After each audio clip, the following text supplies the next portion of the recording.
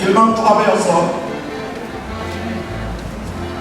Eh bien voilà Tintin, notre ami Tintin, fidèle au poste. Merci. 2 autres personnes, 2 volontaires.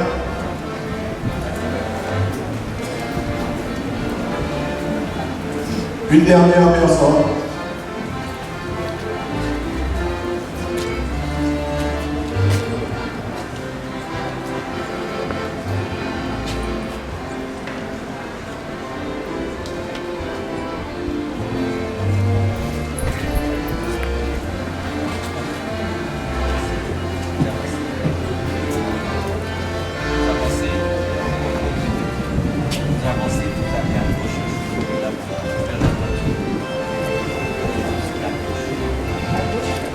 À gauche.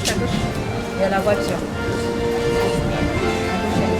On reste là Timothée. Avancez pour moi. Non, c'est dans la foi. Ouais. Et dans la grande.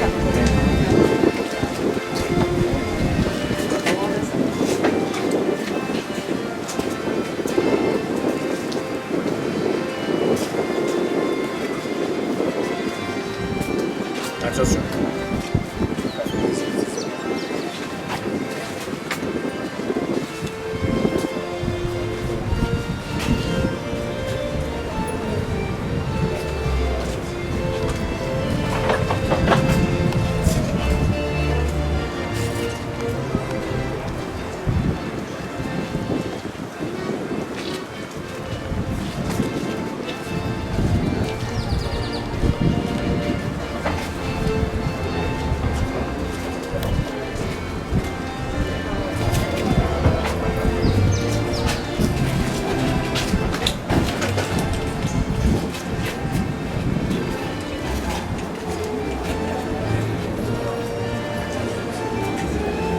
Montez sur le côté.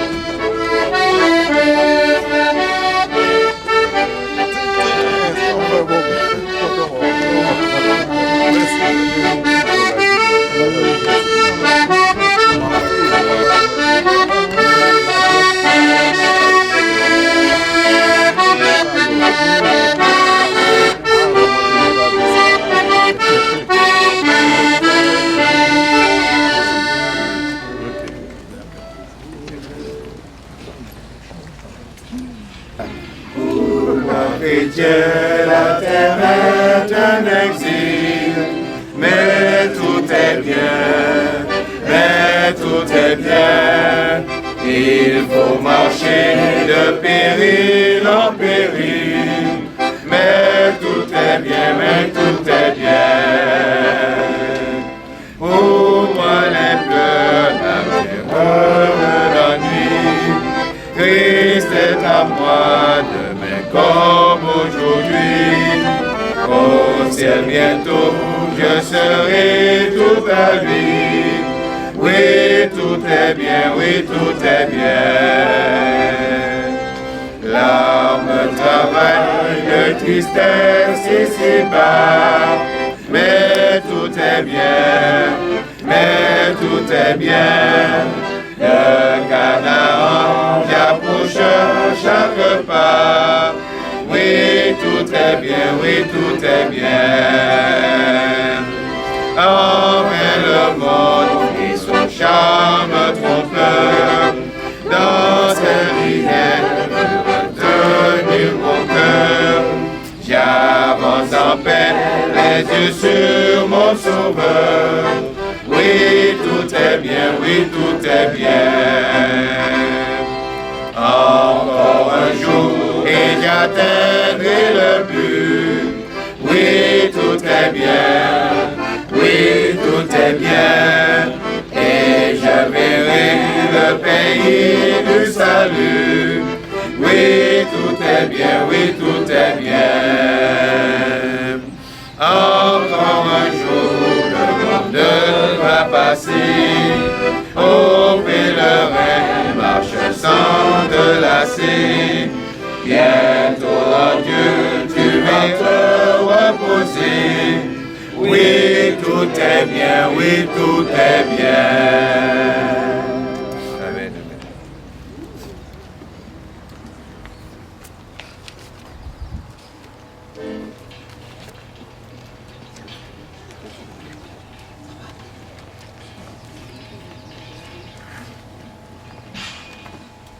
Je voudrais tout d'abord réitérer mes sincères condoléances à la famille éplorée, aux frères et sœurs en Christ, aux alliés, à tous ceux qui étaient proches de près comme de loin, au frère Marcel Filet.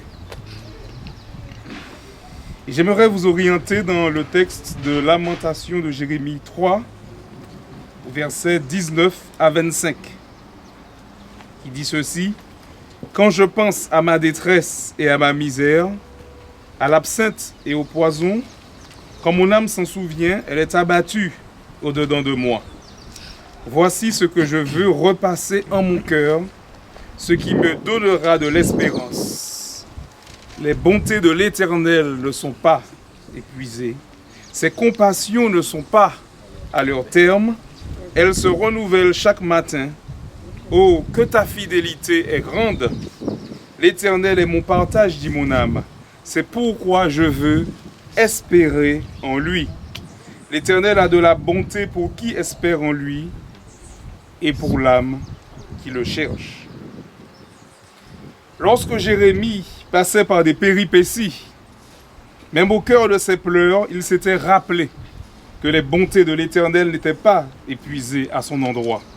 Et que de même, ses compassions n'étaient pas à leur terme. En cet instant, j'aimerais que nous nous approprions ces paroles. Les bontés de l'Éternel ne sont pas épuisées. Ses compassions ne sont pas à leur terme. Effectivement, le prophète Jérémie a pu percevoir les bontés et les compassions de l'Éternel, même dans les passages les plus sombres de son existence, même dans les passages les plus obscurs de sa terrestre carrière. Et c'est là qu'on voit la nuance qu'il y a entre la déprime et le désespoir. Le prophète a expérimenté un moment de tristesse, un moment de déprime, mais il n'était pas désespéré. Parce qu'il savait pertinemment que le Seigneur ne l'avait pas oublié. Et j'aimerais dire à quelqu'un, en cet instant, le Seigneur ne t'a pas oublié. J'aimerais dire à la famille éplorée, le Seigneur ne t'a pas oublié. Il se tient à tes côtés.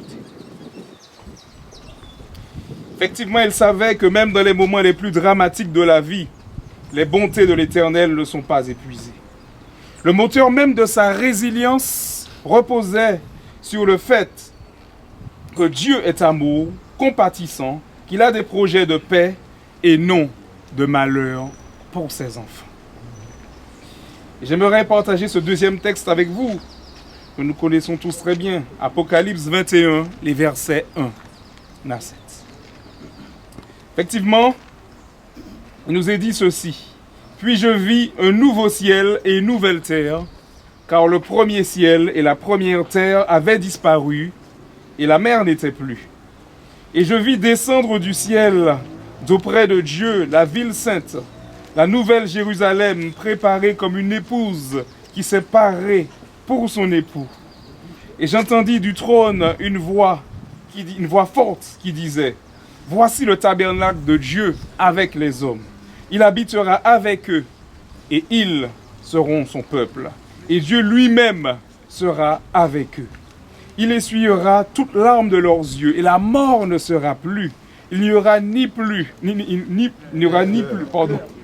plus ni deuil, ni cri, ni douleur, car les premières choses ont disparu.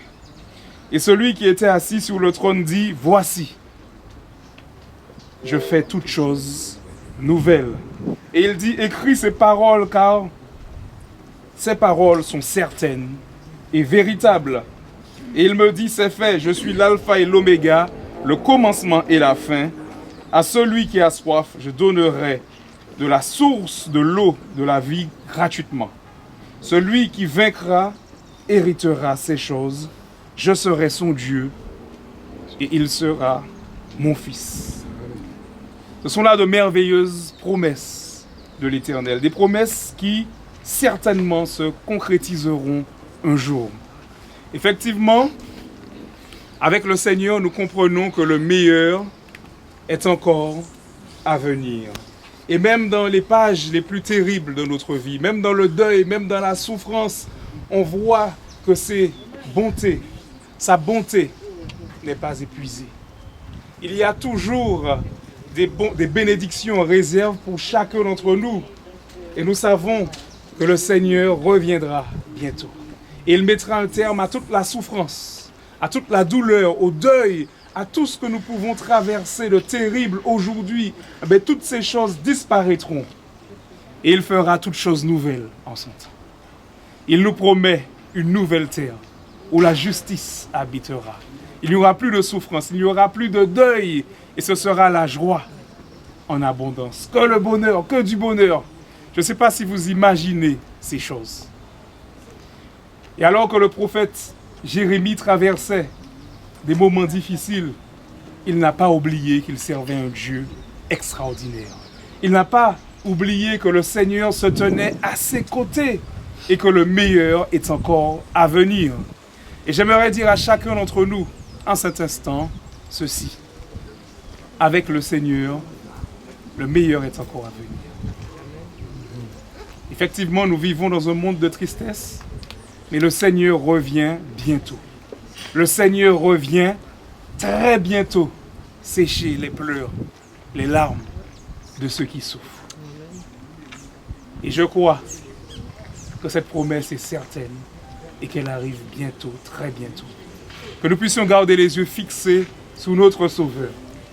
Bon courage à la famille éplorée. Bon courage à chacun d'entre nous, affectés de près comme de loin par le deuil. Et souvent, ces circonstances sont des piqûres de rappel qui nous montrent la fragilité de la vie humaine, notre finitude. Et c'est à nous d'utiliser à bon escient le temps que Dieu nous a accordé pour prendre position pour son royaume de gloire. Et je crois que notre frère Marcel Filet avait pris position pour le Seigneur. Et aujourd'hui, chacun d'entre nous a l'opportunité d'en faire de même, car Jésus-Christ revient bientôt et il revient chercher ses enfants. Que le Seigneur nous bénisse et qu'en dépit des souffrances, que nous puissions avoir la certitude que nous ne sommes pas seuls. Car le Seigneur se tient à nos côtés. Il se tient à nos côtés, même dans la souffrance. Que le Seigneur nous bénisse tous, qu'il nous accorde la force et la résilience nécessaires pour traverser cette époque. Amen. Amen.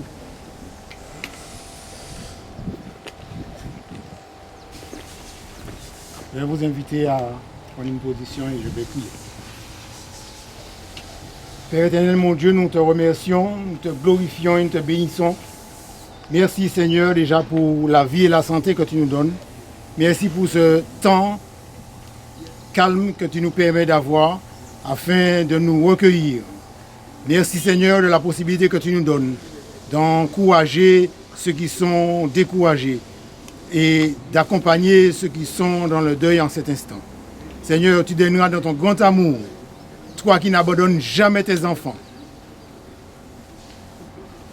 bénir d'une façon particulière et spéciale chacune des personnes qui étaient proches de Marcel. Seigneur, tu es le seul à savoir ce qu'ils vivent en cet instant, parce que tu connais les pleurs et tu sais de quoi nous sommes faits. Nous te les confions, Seigneur. Permets, Seigneur, au nom de Jésus, que nous puissions les entourer et qu'ils puissent traverser cette épreuve avec ton accompagnement. Bénis chacun de nous d'une façon spéciale, Seigneur, et que ton nom soit glorifié. Permets, Seigneur, que les souvenirs que nous avons de Marcel puissent être un moyen de nous rapprocher de toi, parce qu'il t'a fait confiance dès l'aube de sa vie. Bénis-nous, Seigneur. Raccompagne-nous chacun dans ta paix, dans ta grâce et dans ton amour. Et donne-nous, Seigneur, de garder, tout comme Jérémie, confiance en toi et les yeux fixés sur toi. Au nom de Jésus, nous te prions et pour ta gloire. Amen. Amen. Mesdames, Messieurs, nous arrivons à la fin de cette cérémonie. Le chœur et les accordéonistes vont jouer à nouveau, tandis que nous allons accompagner Marcel dans cette demeure transitoire. Nous voulons remercier tous ceux qui nous ont assistés en cet après-midi. Les amis musiciens, tous les beaux chants qui ont été présentés, merci. Et puis merci à vous, amis voisins, pour le soutien que vous apportez. Nous voulons saluer la mémoire d'un homme qui était tout le temps dans la recherche. Il a fait plusieurs petits essais. Quand on discutait avec lui, il avait des choses bien précises tout le temps, il avait à rechercher, à fouiller, à sonder. Et ceux qui ont été près de lui peuvent en parler.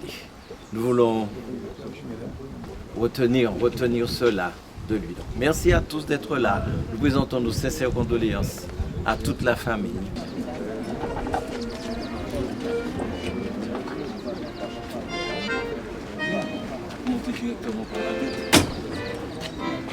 C'est pas la tête.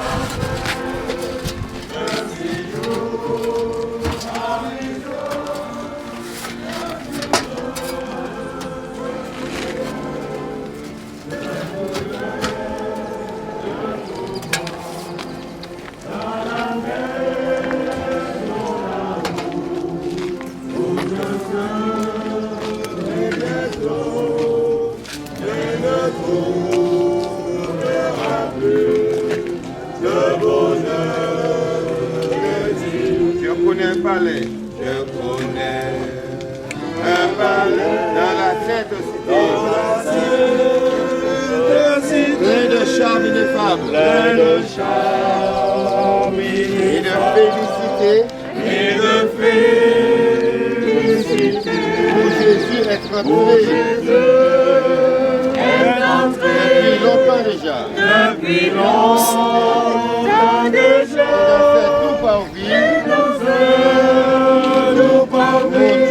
mon Dieu m'introduira. Dans la maison là-haut, où je serai bientôt, rien ne trouvera plus le bonheur. Je connais un rivage. L'ouragan n'est plus. Où tout est plein de paix.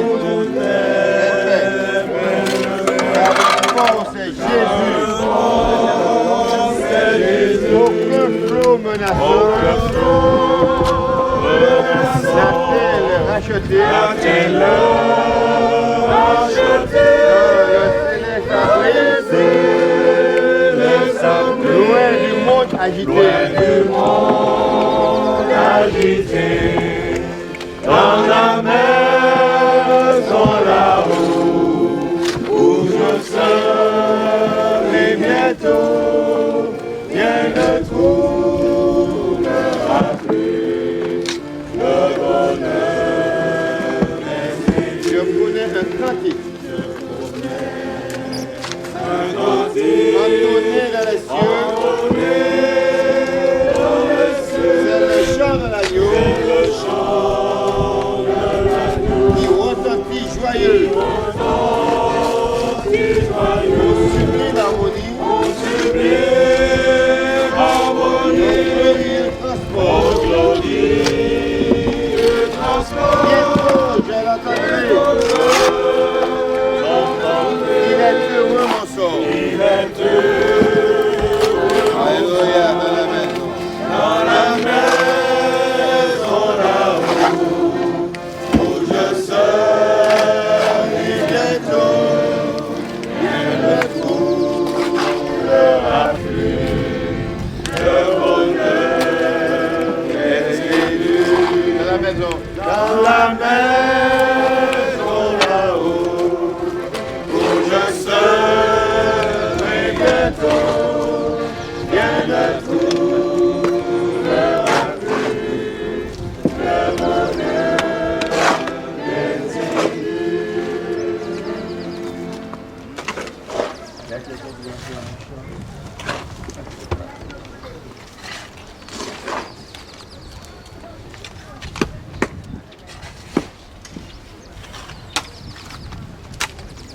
Ne t'inquiète de rien, il n'est aucune crainte. La joie vient le matin, les problèmes ne durent qu'un temps. Car il y a un ami nommé Jésus qui essuiera toutes tes larmes. Et si ton cœur est brisé, lève ta main et déclare: oui, je sais que je réussirai. Oui, je sais que je résisterai. Quel que soit ce qui arrivera, ma vie est dans ses mains. Quel que soit ce qui arrivera, ma vie est dans ses mains.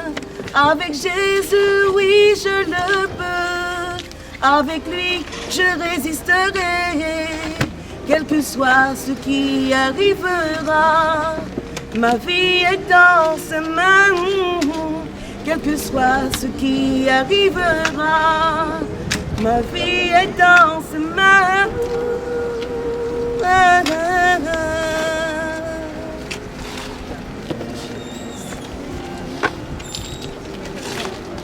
Amen.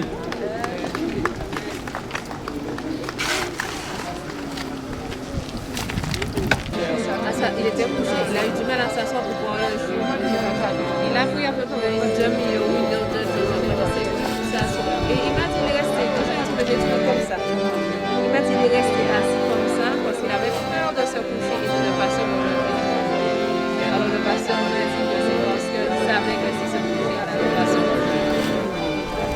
Il m'attendait.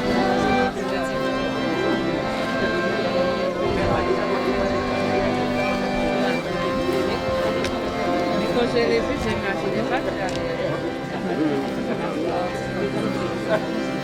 J'ai bien vu qu'il était méchant. Qu'est-ce qui se passe? Oui, monsieur, il a été pas à rester.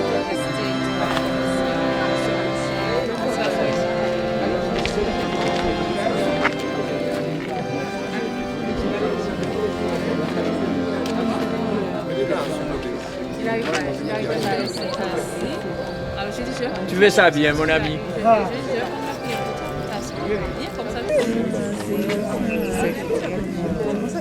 Combien de temps ça va durer comme ça? Oui, j'espère que c'est plus tôt parce que là,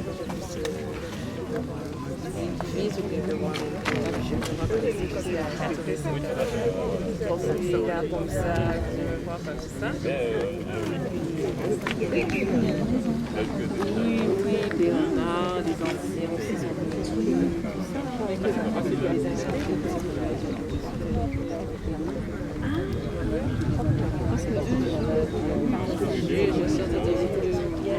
de pleurer, pardon.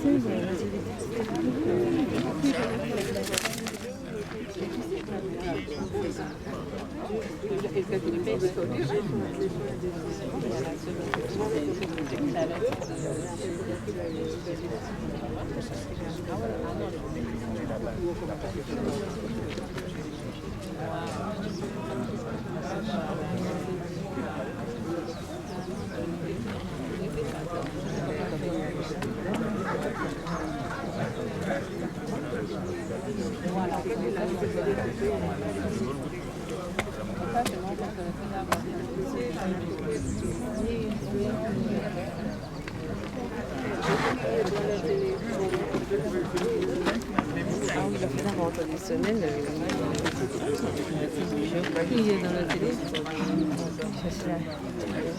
Alors.